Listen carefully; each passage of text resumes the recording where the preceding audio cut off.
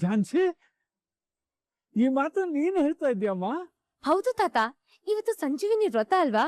ಅಂದ್ರೆ ಪತಿಗೆ ದೀರ್ಘಾಯುಷ್ಯನ ಕರ್ಣಿಸಿ ದೀರ್ಘ ಸುಮಂಗಲಿಯಾಗಿ ಹರಸು ಅಂತ ಶಿವನಿಗೆ ಪೂಜೆ ಮಾಡಿ ಗಂಡನ್ ಪಾತ್ ಪೂಜೆ ಮಾಡ್ಬೇಕು ತಾನೇ?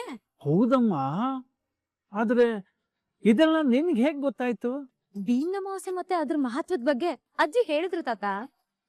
ಹಾಗೆ ಹೇಗ್ ಪೂಜೆ ಮಾಡ್ಬೇಕಂತನೂ ಅಜ್ಜಿ ಹೇಳಿದ್ರು. ಯಜಮಾನ ಯಜಮಾನ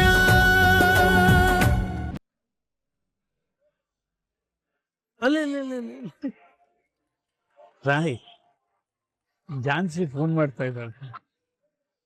ಏನಕ್ ಮಾಡಿರ್ತಾಳೆ ಹೇಳು? ಖುಷಿ ವಿಷಯ ಹೇಳಕ್ಕೆ. ಅದನ್ನ ಕೇಳಿದ್ಮೇಲೆ ನಾವೇನ್ ಮಾಡ್ಬೇಕು ಹೇಳು? ಫೋನ್ ರಿಸೀವ್ ಮಾಡಿ ಮಾತಾಡ್ಬೇಕು. ಅಲ್ಲ ಕಣೋ, ಕೇಳಾದ್ಮೇಲೆ ಆ ಸಿಹಿ ತಿನ್ಬೇಕು. ಮಲ್ಲಿಗೆ ಅರ್ಜೆಂಟಾಗಿ ಏನಾದ್ರು ಮಾಡಕ್ ಹೇಳು, ಸ್ವೀಟು.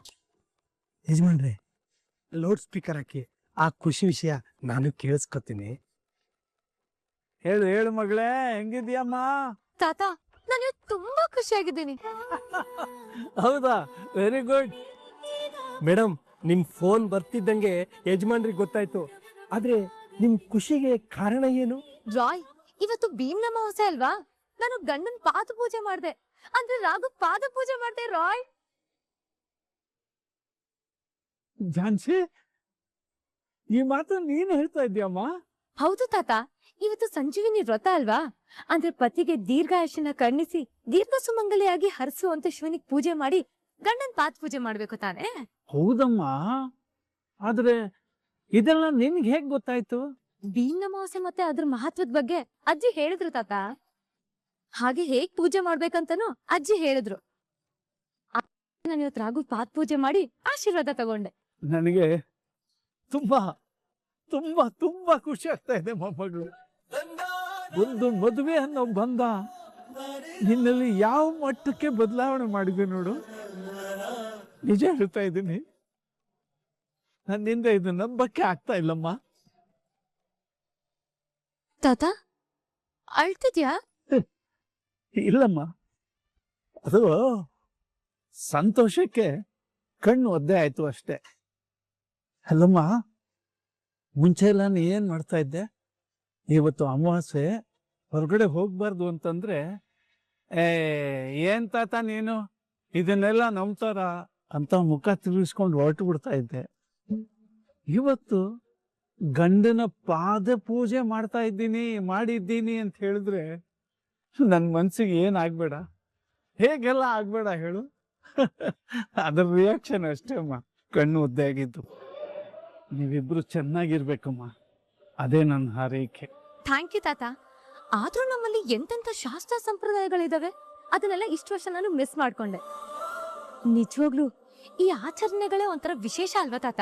ಹೌದಮ್ಮ, ನಮ್ಮಲ್ಲಿರೋ ಒಂದೊಂದು ಹಬ್ಬಕ್ಕೂ ಅದರದ್ದೇ ಆದ ವಿಶೇಷತೆ ಇರುತ್ತೆ, ಅದಕ್ಕೊಂದು ಮಾನ್ಯತೆ ಇರುತ್ತೆ. ನಮ್ಮ ಸಂಸ್ಕಾರನ ಮತ್ತೆ ವೈಭವನ ಅದು ಪ್ರತಿಪಾದಿಸುತ್ತಮ್ಮ. ಪ್ರತಿಯೊಂದನ್ನು ತಿಳ್ಕೊಳ್ತೀನಿ ತಾತ. ಅಷ್ಟೇ ಅಲ್ಲ, ಎಲ್ಲ ಹಬ್ಬನೂ ನಾನು ಇನ್ಮೇಲೆ ಆಚರಣೆ ಮಾಡ್ತೀನಿ. ಏನಾದ್ರೂ ಮಾಡ್ಕೊಳ್ಳಿ ಮೇಡಮ್, ಆದ್ರೆ ಆದಷ್ಟು ಬೇಗ ಒಂದ್ ಮಗು ಕೊಟ್ಬಿಟ್ರೆ ನಾವು ಯಜಮಾನ್ರು ಆ ಮಗು ಜೊತೆ ಆಟ ಆಡ್ಕೊಂಡು ಇದ್ಬಿಡ್ತೀವಿ ಅಂತ ನಾನ್ ಹೇಳ್ತಾ ಇಲ್ಲ, ಯಜಮಾನ್ರು ಹೇಳ್ತಾ ಇದ್ರು. ಆ ಕಾಲನೂ ಆದಷ್ಟು ಬೇಗ ಬರತ್ತೆ ರಾಯ್. Thank you madam. ಮೇಡಮ್, ಒಂದ್ಸಲ ಭೀಮನ ಅಮಾವಾಸ್ಯೆಲಿ ಗಂಡನ್ ಪಾದ ಪೂಜೆ ಮಾಡಿದ್ರೆ ಆ ಸಂಬಂಧನ 100 ಕಾಲ ಮುರಿಯಕ್ಕಾಗಲ್ವಂತೆ. ನೀವ್ ಯಾವಾಗ್ಲೂ ಹೀಗೆ ಸಂತೋಷವಾಗಿರ್ಲಿ ಅನ್ನೋದೇ ನಮ್ಮ ಆಸೆ ಮೇಡಮ್. Bye madam. ಬಾಯ್. ಒಂದ್ ಕಟ್ ಮಾಡ್ಬಿಟ್ರಲ್ಲೋ. ಮೇಡಮ್, ಏನಿದೆಲ್ಲ? ಹೇಳಿಲ್ವ ಯಜಮಾನ್ರೆ ಭೀಮ್ ಅಮಾವಾಸ್ಯೆ ಅಂತ? ಅಲ್ಲ ಮೇಡಮ್, ಪಲ್ಲವಿ ಹೇಳಿದ್ಲಲ್ಲ ಪಾತ್ ಪೂಜೆ ಮಾಡಿಸ್ಕೋಬೇಡ ಅಂತ. ಯಾಕೆ ಬಂದ್ರು? ಅವಳು ಮಾತ್ರ ಅವಳ ಗಂಡನ ಮನೆಗೆ ಹೋಗಿ ಪಾತ್ ಪೂಜೆ ಮಾಡ್ಬೋದು, ನಾನ್ ನನ್ ಗಂಡನ ಪಾತ್ ಪೂಜೆ ಮಾಡ್ಬಾರ್ದಾ? ನೀನ್ ನನ್ ಗಂಡ ಅಂದ್ಮೇಲೆ ಅದ್ರ ಬಗ್ಗೆ ಕೇಳೋ ಅಧಿಕಾರ ಯಾರಿಗೂ ಇಲ್ಲ. ಹೇಳಿದ್ರು ನಾನ್ ಕೇಳಲ್ಲ. ಮೇಡಮ್, ಇವ್ರು ಯಾಕೆ ನಾನು ಅರ್ಥನೇ ಮಾಡ್ಕೊಳಲ್ಲ? ಹೇಗಪ್ಪ ಪೂಜೆ ಮಾಡಿರೋ ಕಾಲಿಟ್ಕೊಂಡು ಓಡಾಡೋದು?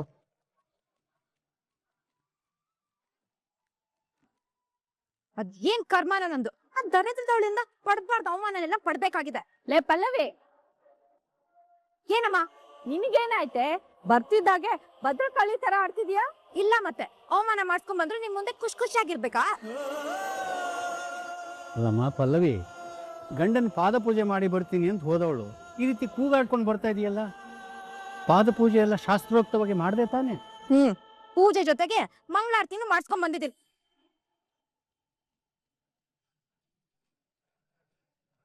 ನೀನ್ ಈ ರೀತಿ ಒಗಟೋಗ್ದಾಗ ಮಾತಾಡಿದ್ರೆ ನಮ್ಗೆ ಹೇಗೆ ಅರ್ಥ ಆಗುತ್ತೆ ಹೇಳು? ಅದೇನಾಯ್ತು ಅಂತ ಸ್ವಲ್ಪ ಬಿಡಿಸಿ ಹೇಳು.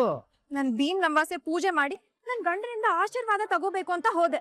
ಆದ್ರೆ ಅವರು ಪೂಜೆ ಮಾಡಕ್ ಅವಕಾಶನೇ ಕೊಡ್ಲಿಲ್ಲ. ಏನಮ್ಮ ಹೇಳ್ತಾ ಇದೀಯಾ? ಅವಕಾಶ ಕೊಟ್ಟಿಲ್ಲ ಅಂದ್ರೆ ಏನರ್ಥ? ನನಗ್ ಪೂಜೆ ಮಾಡಿ ಯೋಗ್ಯತೆ ಅರ್ಹತೆ ಇಲ್ವಂತೆ.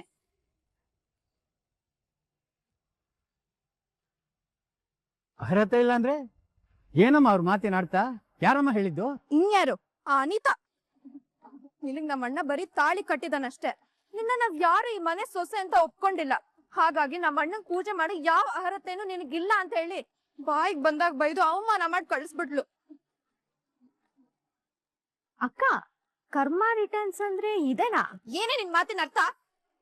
ಯಾಕಂದ್ರೆ ನೀನ್ ಹೊರಡ್ಬೇಕಾದ್ರೆ ಇದೆಲ್ಲಾ ಮಾತುಗಳನ್ನ ಜಾನ್ಸಿ ಅತ್ತಿಗೆ ಹೇಳೋಗಿದ್ದೆ. ಆದ್ರೆ ಈಗ ನೋಡಿದ್ರೆ ಅದೆಲ್ಲಾ ಮಾತುಗಳು ನಿನ್ಗೆ ವಾಪಸ್ ಬಂದಿದೆ. ಹಾಗಾದ್ರೆ ಅಜ್ಜಿ ಹೇಳ್ತಾ ಇರ್ತಾರಲ್ಲ, ಆ ಮಾತೆಲ್ಲ ಸತ್ಯ ಆಗೋಯ್ತು? ಯಾವ ಮಾತೆ? ಯಾವ್ದ್ರ ಬಗ್ಗೆ ಹೇಳ್ತಾ ಇದೀಯಾ? ಅದೇ ಅಜ್ಜಿ, ನೀವ್ ಯಾವಾಗ್ಲೂ ಹೇಳ್ತಾ ಇರ್ತೀರಲ್ಲ, ನಾವು ಬೇವಿನ ಮರನ ನೆಟ್ಟು ಮಾವಿನ ಹಣ್ಣನ್ನ ಎಕ್ಸ್ಪೆಕ್ಟ್ ಮಾಡ್ಬಾರ್ದು ಅಂತ. ಅದ್ರ ಬಗ್ಗೆ ಹೇಳ್ತಾ ಇದ್ದೀನಿ.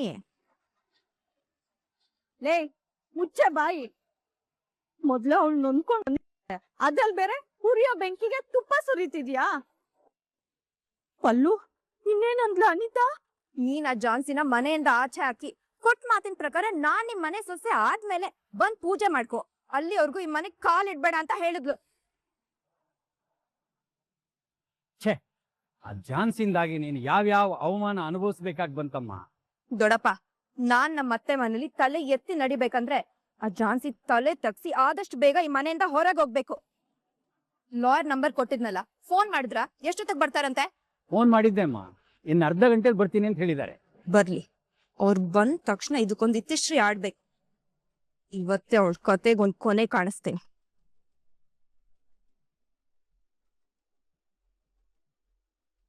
ನಾನು ಎಷ್ಟೇ ಬೇಡ ಅಂದ್ರು ಇವ್ರೇನೋ ಪೂಜೆ ಮಾಡ್ಬಿಟ್ರು. ಆದ್ರೆ ನನ್ನ ಮನೆಯವ್ರಿಗೆ ಹೇಗೆ ಕಾಲ್ ತೋರಿಸ್ಲಿ? ಅವ್ರು ಕೇಳೋ ಪ್ರಶ್ನೆಗೆ ನನ್ಗೆ ಏನಂತ ಉತ್ತರ ಕೊಡ್ಲಿ? ಯಜಮಾನ್ರೆ, ನಾನ್ ಎಂತ ಮಿಸ್ಟೇಕ್ ಮಾಡಿದೀನಿ ಗೊತ್ತಾ? ಓ, ಪೂಜೆ ಮಾಡಿ ದೊಡ್ಡ ಮಿಸ್ಟೇಕ್ ಮಾಡಿದೀರಾ ಅನ್ನೋದು ಈಗ್ಲಾದ್ರೂ ಅರ್ಥ ಆಯ್ತಾ ನಿಮ್ಗೆ? ಅದಲ್ಲ ಯಜಮಾನ್ರೆ, ನಾನ್ ನಿಮ್ ಪಾದ ಪೂಜೆ ಏನೋ ಮಾಡ್ದೆ. ಆದ್ರೆ ನಿಮ್ಮಿಂದ ಅಕ್ಷತೆ ಹಾಕಿಸ್ಕೊಂಡು ಆಶೀರ್ವಾದ ತಗೊಳ್ಳೋದೇ ಮರ್ತೋದೆ. ಅದಕ್ಕೆ ಈಗ ಅಕ್ಷತೆ ಹಾಕಿ ಆಶೀರ್ವಾದ ಮಾಡ್ಬಿಡಿ. ಇದೊಂದು ಬೇರೆ ಬಾಕಿ ಇದ್ಯಾ? ಮೊದ್ಲೇ ನನ್ನ ಮನೆಯವ್ರನ್ನ ಫೇಸ್ ಮಾಡಕ್ಕಾಗದೆ ಒದ್ದಾಡ್ತಿದ್ದೀನಿ, ಮತ್ತೆ ಕಾಟ ಕೊಡಕ್ ಬಂದಿದ್ದೀರಾ? ಹೋಗ್ರಿ ರೀ, ನಾನು ಆಶೀರ್ವಾದನೂ ಮಾಡಲ್ಲ, ಏನೂ ಮಾಡಲ್ಲ. ಯಜಮಾನ್ರೆ, ಈಗ ಸುಮ್ನೆ ನಾನ್ ಹೇಳ್ದಾಗ ನೀವ್ ಮಾಡಿದ್ರೆ ಸರಿ. ಇಲ್ಲ ಅಂದ್ರೆ ಏನ್ರಿ ಮಾಡ್ತೀರಾ?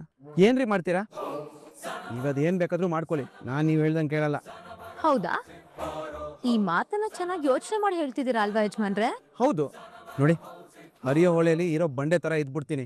ಇನ್ಮೇಲೆ ಎದ್ರೋ ಮಾತೇ ಇಲ್ಲ, ಅದೇನೇ ಬಂದ್ರು ಫೇಸ್ ಮಾಡ್ತೀನಿ. ಏನು ನೀವು ಹೇಳ್ದಂಗೆಲ್ಲ ಕೇಳ್ಕೊಂಡು ಇದ್ಬಿಡ್ತೀನಿ ಅಂತ ಅನ್ಕೊಂಡಿದ್ದೀರಾ? ಕೇಳಲ್ಲ ರೀ, ಅದೇನ್ ಮಾಡ್ಕೋತೀರಾ ಮಾಡ್ಕೊಳ್ಳಿ. ನೀನ್ ಈ ರೀತಿ ಕಂಡೀಷನ್ ಅಲ್ಲಿ ಮಾತಾಡಿದ್ರೆ ನಾನ್ ತಾನೇ ಏನ್ ಮಾಡಕ್ಕಾಗತ್ತೆ? ಸರಿ ಬಿಡು, ನಾನ್ ಸುಮ್ನಿರಲ್ಲ. ಏನ್ರಿ ಮಾಡ್ತೀರಾ? ಜಸ್ಟ್ ಮನೆಯವ್ರು ಕೇಳ್ತೀನಿ. ಏನು ನಮ್ಮ ಮನೆಯವ್ರಿಗೆ ನೀವ್ ಏನ್ ಹೇಳ್ಬಿಡ್ತೀರಾ? ಏನಿಲ್ಲಪ್ಪ, ಜಸ್ಟ್ ನಿನ್ ಪಾದ ಪೂಜೆ ಮಾಡಿರೋ ವಿಷಯನ ಹೇಳ್ತೀನಿ ಅಷ್ಟೇ. ಅದ್ಬಿಟ್ರೆ ನನ್ನಿಂದ ಬೇರೆ ಏನ್ ಮಾಡೋಕ್ಕಾಗುತ್ತೆ ಯಜಮಾನ್ರೆ? ಏನು ಬ್ಲಾಕ್ ಮೇಲ್ ಮಾಡ್ತಿದ್ದೀರಾ? ಬ್ಲಾಕ್ ಮೇಲೂ ಇಲ್ಲ, ವೈಟ್ ಮೇಲೂ ಇಲ್ಲ, ಜಸ್ಟ್ ಸತ್ಯ ಹೇಳ್ತೀನಿ ಅಷ್ಟೇ. ರೀ, ನೀವ್ ಈ ರೀತಿ ಪೂಜೆ ಮಾಡ್ಬಿಟ್ಟು ನಾನು ಈ ರೀತಿ ಗೋಳಾಡ್ಸ್ತಿದ್ದೀರಲ್ಲ, ಆ ದೇವ್ರು ಮೆಚ್ತಾನ ನಿಮ್ನ? ಮತ್ತೆ ಪಾದ ಪೂಜೆ ಮಾಡಿದ್ರು ಆಶೀರ್ವಾದ ಮಾಡಿಲ್ಲ ಅಂದ್ರೆ ನಿಮ್ ದೇವ್ರ ಮೆಚ್ತಾನ? ಅದಕ್ಕೆ ನನ್ ಬಾಯಿ ಮುಚ್ಕೊಂಡ್ ಸುಮ್ನಿರ್ಬೇಕಂದ್ರೆ ನೀನ್ ಇವಾಗ ಆಶೀರ್ವಾದ ಮಾಡ್ಬೇಕು. ಟೈಮ್ ಸರಿ ಇಲ್ಲದೆ ಇರ್ಬೇಕಾದ್ರೆ ನಾನು ಏನ್ ಮಾಡ್ಲಿ? ನಂಗ್ ಆಶೀರ್ವಾದ ಮಾಡು, ಎಲ್ಲ ಸರಿ ಹೋಗುತ್ತೆ. ಸರಿ, ಅದೇನ್ ಕೊಡಿ ಮಾಡ್ತೀನಿ. ತಗೋ.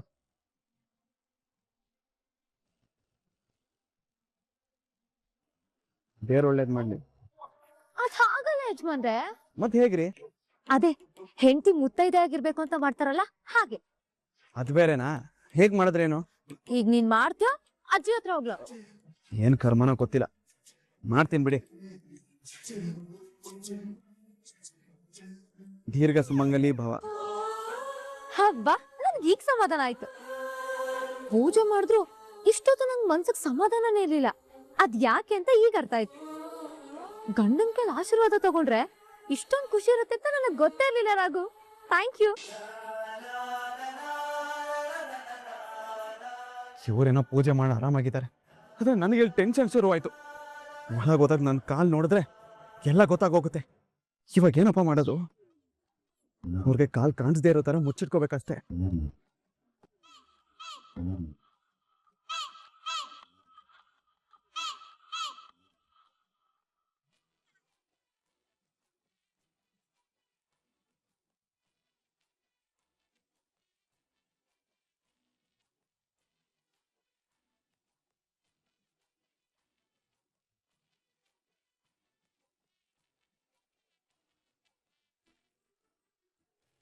ನಿಂಗ್ ಸ್ವಲ್ಪನೂ ಬುದ್ಧಿನೇ ಇಲ್ವೇನೆ? ಕೆಲವೊಂದ್ಸಲ ಯಾಕೆ ಇಷ್ಟೊಂದು ಕಠೋರವಾಗಿ ನಡ್ಕೋತೀಯಾ? ಇವಾಗ ಏನಾಯ್ತು ಅಂತ ಈಗ ಮಾತಾಡ್ತಾ ಇದ್ಯಮ್ಮ? ಮಾಡೋದೆಲ್ಲ ಮಾಡ್ಬಿಟ್ಟು ಏನಾಯ್ತು ಅಂತ ಕೇಳ್ತಾ ಇದ್ಯಾ? ಇವತ್ತು ಭೀಮ್ ಅಮಾವಾಸ್ಯೆ ಕಣೆ. ಪಾಪ ಅವಳು ಗಂಡನ್ ಪಾದ ಪೂಜೆ ಮಾಡ್ಬೇಕು ಅಂತ ಬಂದ್ರೆ ನೀನ್ ಹೀಗ ಮಾಡೋದು? ಅವಳಿ ಪೂಜೆ ಮಾಡಿದಿದ್ರೆ ನಿಮ್ಮ ಅಣ್ಣನ ಆರೋಗ್ಯ ಆಯಸ್ಸು ಹೆಚ್ಚಾಗ್ತಿತ್ತು. ಅವ್ರಿಬ್ರು ಸಂಬಂಧ ಇನ್ನೂ ಗಟ್ಟಿ ಆಗ್ತಿತ್ತು ಕಣೆ. ನಿನಗ್ ಇವ್ರಿಬ್ರು ಸಂಬಂಧ ಗಟ್ಟಿಯಾದ್ರೆ ಮಾತಾ ಸಾಕಲ್ವಾ? ನನ್ ಜೀವನ ಏನಾದ್ರೂ ಪರವಾಗಿಲ್ಲ. ರಾಘವೇಂದ್ರನ್ ಜೊತೆ ನನ್ ಮದ್ವೆ ನಿಂತೋಗಿದೆ. ನಾನ್ ಇಲ್ಲಿ ಕೂತ್ ಕೊರಗ್ತಾ ಇದೀನಿ ಅನ್ನೋ ಯೋಚನೆ ಇಲ್ಲ ಅಲ್ವಾ ನಿಮ್ಗೆ? ನಿಂಗೇನಾದ್ರೂ ಇವನೊಬ್ನೇ ಮಗ ಅಂತ ಅನ್ಕೊಂಡಿದ್ಯಾ ಹೇಗೆ? ನನ್ ಬಗ್ಗೆ ಚಿಂತೆನೆ ಇಲ್ಲ ಅಲ್ವಾ? ಅಲ್ವೇ, ನನಗ ಆ ಚಿಂತೆ ಯೋಚನೆ ಇಲ್ಲ ಅಂದಿದ್ರೆ ನಾನ್ ಯಾಕೆ ಅವಳನ್ನ ಆ ಮನೆಗ್ ಕಳಿಸ್ತಾ ಇದ್ದೆ? ನನ್ಗೆ ಆ ಯೋಚನೆ ಇಲ್ಲ ಅನ್ಕೊಂಡಿದ್ಯಾ? ಅವಳು ತನ್ನ ಪ್ರಯತ್ನ ತಾನು ಮಾಡ್ತಿದ್ದಾಳಲ್ವಾ? ಎಲ್ಲ ನೀನ್ ಅನ್ಕೊಂಡಾಗೆ ಆಗ್ಬೇಕು ಅಂದ್ರೆ ಹೇಗ ಅನಿತಾ? ಅದಕ್ಕೂ ಸ್ವಲ್ಪ ಟೈಮ್ ಬೇಕಲ್ವಾ? ನೋಡಮ್ಮ, ನಾನೇನ್ ಅವಳ ಮೇಲೆ ದ್ವೇಷದಿಂದ ಈ ಪೂಜೆನ ಮಾಡ್ಬೇಡ ಅಂತ ಹೇಳಿಲ್ಲ. ಅವಳ ಪ್ರಯತ್ನನ ಇನ್ನಷ್ಟು ಸ್ಪೀಡ್ ಮಾಡ್ಲಿ, ಆ ಜಾನ್ಸಿನ ಬೇಗ ಮನೆಯಿಂದ ಆಚೆ ಹಾಕ್ಲಿ ಅಂತ ಹಾಗೆ ಮಾಡ್ದೆ. ಅಂದ್ರೆ ಇವತ್ ನಾನ್ ಇವಳಿಗೆ ಪೂಜೆ ಮಾಡಕ್ ಅವಕಾಶ ಮಾಡ್ಕೊಟ್ಟಿದ್ರೆ ನಾಳೆ ಮನೆಗ್ ಬಂದು ಜಾಂಡ ಉಡ್ತಾ ಇದ್ಲು. ಇವತ್ ನಾನ್ ಪೂಜೆ ಮಾಡಕ್ ಅವಕಾಶ ಕೊಟ್ಟಿಲ್ದೇ ಇರೋದ್ರಿಂದ ಅವಳಿಗೊಂದ್ ಸೀರಿಯಸ್ನೆಸ್ ಬಂದಿರುತ್ತೆ. ನನ್ನ ಇಂಟೆನ್ಷನ್ ನ ಸರಿಯಾಗಿ ಅರ್ಥ ಮಾಡ್ಕೊಳ್ದೇನೆ ನೀವೆಲ್ಲ ಏನೇನೋ ಮಾತಾಡ್ಬೇಡಿ. ಒಂದಂತೂ ಸತ್ಯ ಅಮ್ಮ, ಚಾನ್ಸಿನ ಆದಷ್ಟು ಬೇಗ ಆ ಮನೆಯಿಂದ ದೂರ ಮಾಡ್ಲಿ ಅಂತ ಇವತ್ ಈ ಪೂಜೆ ಮಾಡೋದನ್ನ ನಿಲ್ಸಿದೀನಿ. ಒಂದ್ ವೇಳೆ ನಾನು ಅನ್ಕೊಂಡಿದ್ ಆಗ್ಲಿಲ್ಲ ಅಂದ್ರೆ ಪಲ್ಲವಿ ಮನೆ ಕಡೆ ತಿರುಗು ಕೂಡ ನೋಡ್ಬಾರ್ದು, ಹಾಗ್ ಮಾಡ್ತೀನಿ.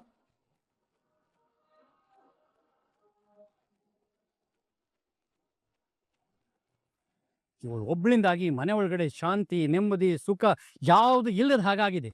ಅದೆಲ್ಲಿಂದ ಗಂಟು ಬಿದ್ಲೋ ಏನೋ. ಇವಳಿಂದ ಈ ಮನೆ ಒಳಗಡೆ ಕಿರಿಕಿರಿ ಪ್ರತಿ ದಿನ ಜಾಸ್ತಿ ಆಗ್ತಾನೆ ಇದೆ. ಪಲ್ಲವಿ, ಆಗ್ಲೇ ಗಂಡನ್ ಪಾದ ಪೂಜೆ ಮಾಡಿ ಬಂದ್ಬಿಟ್ಯಾ?